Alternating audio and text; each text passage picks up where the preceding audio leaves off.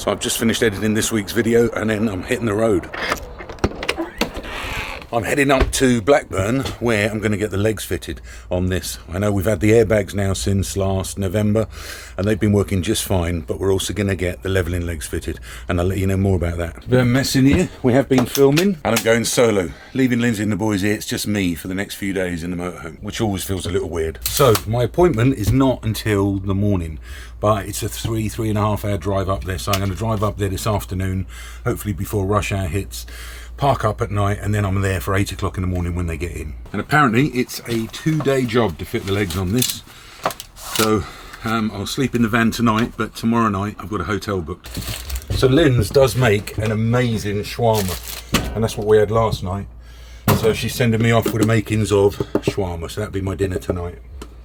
I think it happened when we went to Budapest and we found the most amazing shawarma shop, and since then just been addicted to the stuff. Right, let's do this. 180 miles to Blackburn.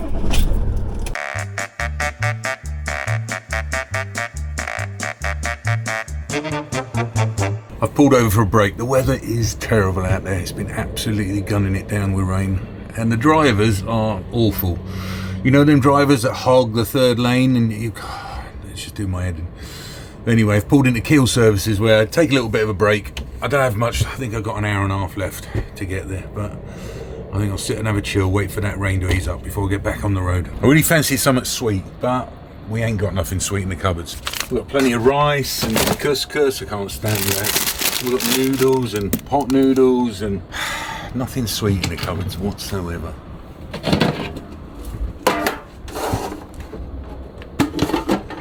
Even the biscuit barrel, empty. I think I might pop into the service station and see if I can find some. A few moments later. Oh, it's awful out there, but the rain's stopping. So I couldn't choose what I wanted, whether I wanted to get the New York cheesecake, the caramel wafers, or the Tunnock's tea cake. So I got all three. But there's plenty of savoury stuff in it, there's just no sweet stuff. So I'm away for a couple of days, that'll last me easy. New York vanilla cheesecake from Waitrose. That's got to be the nicest cheesecake I've ever tasted. Fantastic. Right, let's get back on the road. Many minutes later. And I'm about 35 minutes away at Warrington and it's pretty much standstill. I'm doing 4 miles an hour. Oh, I'm not going to get there till gone 6 o'clock. But I guess that's going to be a good thing because I'm going to park up on an industrial estate and it's probably good that everyone's gone home before I do that. Bye. Love you too.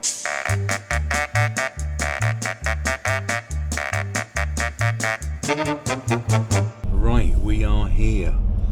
It's 6:15. It's on an industrial estate and it's looking like it's quieting down and everyone's gone already. So I think we'll park it just over here. We've got everyone's units here. Let's spin it round.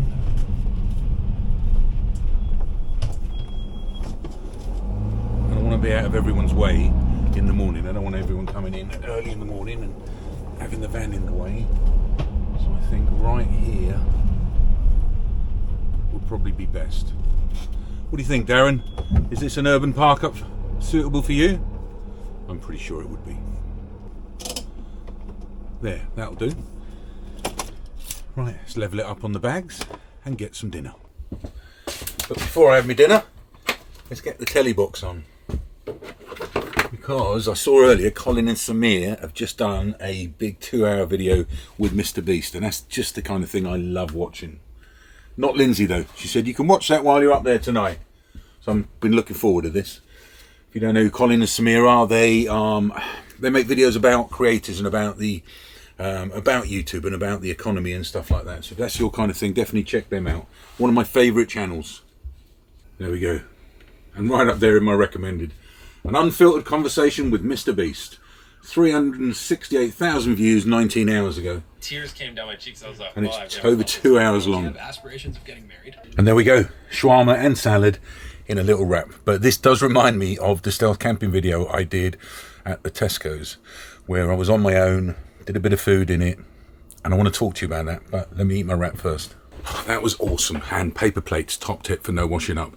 But yeah, I wanted to talk to you about the stealth camping video I did last November when I was away. It was actually when I was having the VBS suspension fitted. I went the night before, parked just on the road outside the Tesco's, and I just thought it'd be fun to do a tongue-in-cheek stealth camping at Tesco's car park video in our 9-metre motorhome, which you can see from space. And you won't believe in the comments how many people took offence with that. That's not stealth camping. You weren't even in the Tesco car park. It was tongue-in-cheek. I was taking the mickey out of myself even. I even did. It was like copying the Will's whereabouts. Everyone was doing it then. And he's made some nice fajitas with cooking up some chicken. And I just thought, oh, okay, let's do some chili and nachos in the microwave. It was that tongue-in-cheek. Many of you got it. Some of you got very upset with it. You'll see that in the comments. I'll put a link to the video down below if you haven't seen it. But like I say, it was just taking the mickey. It was just a bit of fun shooting another video. Which is similar actually to what this video is. So, and I don't know what we'll do in this video, but hang around and let's see how we can make it interesting. So it's 10 o'clock and I'm sat here editing. A few of the neighbours came. There's a couple of cars parked out there and they've gone into work at 10 o'clock at night. Don't know what that's about, but I'm editing the video from our trip to London with Pink to put up on our Steve and Lynn's channel, and it's so disappointing because all I took was my Action 3 camera. I know it's a great camera. I didn't take an external mic, and that was a schoolboy error because some of the audio is just awful. So yes, it hasn't got a directional mic and it's just picking everything up. So yeah, they do say audio is more important than the video itself, and I'll certainly second that. Anyway, I'm going to carry on a bit more video editing.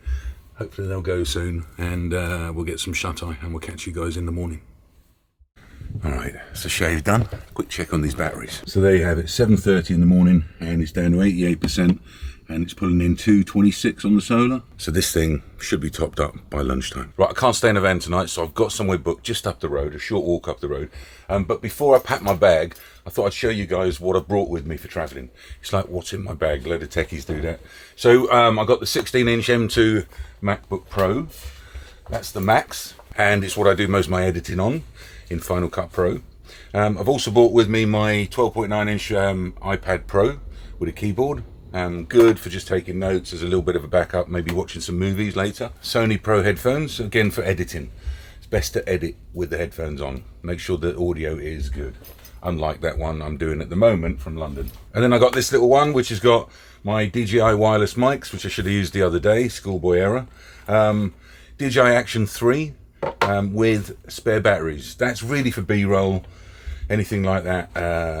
Is mainly shot on that. And I've also got an Action 2 here which I mainly use for the B-roll of the driving shots on the windscreen, but I don't need to be taking that to the hotel with us. So that's it, travelling light, apart from my iPhone and of course the camera that I'm shooting on, which is a Sony ZV-1E and the Sony GM 14mm 2.8 lens. There we go. Oh, with a B1M mic on the top. So that is the gear I'm carrying with me for this little shoot today. So it's 8 o'clock this morning and this is where I've woken up at this industrial estate, and Ian P are just over there and I'm waiting for him to come in, which should be around 8:30 this morning. And I guess that is where the noise was coming from at 4 o'clock this morning. So you'll see behind me she's up on the ramps and they're just starting to do the work now. So we might have an initial problem where our big cables to go to the battery are in the way where they need to mount them on here. So we're just trying to reroute that right now. And here are the front two triple telescopic legs and their pumps. And that's them fitted just behind the front wheels of the motorhome. And on the rear, we've got these plates here fitted, so it gives them something strong to mount onto on the chassis.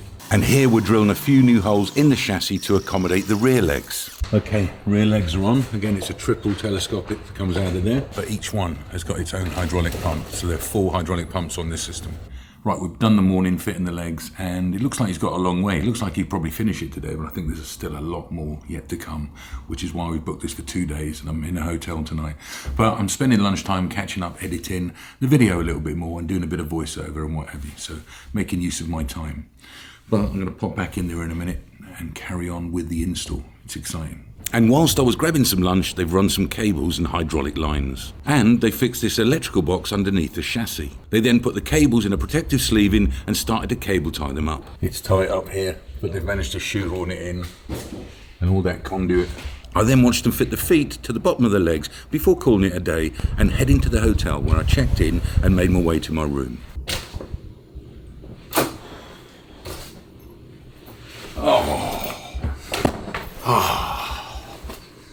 Wow, what a day. couldn't really film much today. The guys that were fitting the system didn't really want to be filmed, so I didn't want to impose on their privacy there. But we do have a bit more to do on the install tomorrow of the legs. So I'm up at a hotel tonight at Marsden Inn, and we're going to go and have a bit of food and hey, chill out and have a look. Have a look at this hotel room though. Nice double bed here, nice TV on the wall here, and there is the bathroom. Lovely and modern. The only thing missing is my wife. And there's a nice area for tea, coffee there, and a little desk I'm probably going to edit at later. But I noticed you can just scan the QR code and order your food to collect and eat in the comfort of your own room. But I won't be doing that, so I'm going to pop over there, and I think they've got a special steak night on, $12.50 for steak and a pint tonight, so I'll probably go for that. Right, that's it. Enough editing. Oh. You know, it's hard enough telling the story, but when you have to tell the story in the edit and do a lot of voiceover, it does drain me. It does take it out of me. And I've still got quite a bit of footage left to do, but let's go and get a pint and a steak. It is quite nice here. A bit like a Premier Inn. Maybe even more upmarket than that. So I headed into the pub, ordered my food and grabbed a table outside. Steak with extra peppercorn sauce.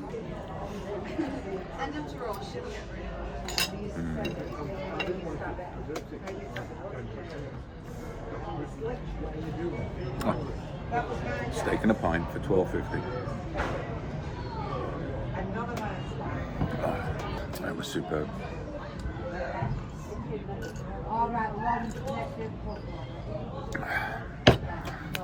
Vlogging in public.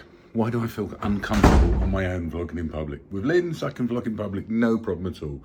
But there, sat on my own, eating, drinking in the pub, was very uncomfortable. So I totally understand how Liam feels when vlogging in public. So there we are, come back to my room, bit more editing, bit of YouTube, and then bed. Good morning. That was a lovely night's sleep, that was. I was out like a light, and I wasn't even disturbed by the road noise, which I thought I would. It's a lovely little hotel. It's in Blackburn. I'll put a link in the description on this one, guys. It is 8:05, so I'm going to take a wander over to the unit and crack on with the rest of the install. Right, let's check out. What room, darling? 117. 117. Do you need an invoice or anything? Yeah, better. Yeah. There you go, sweetheart. Thank you so much. Thank you. Have a wonderful day. And you, bye-bye. And here we are, back at E&P. When I arrived, I found out that Chris, the main installer, stayed late until 8:30 last night to get the rest of the system fitted, and all that was left was to plug the computer in and configure it. We then went outside to test the system out, and he showed me how I can just press the button to automatically level it, or that you can manually control 2 posts at a time to lift either side, the front, or the back of the motorhome independently. And that's it. I've just left. I'm on the road. The system is working perfectly. Anyway, this has been a bit of a behind the scenes video to show you what happened when we did have it fitted. If you haven't seen the actual video, then there'll be a link to it just here. Give it a thumbs up, make sure you're subscribed, and I'll see you on the next one, guys.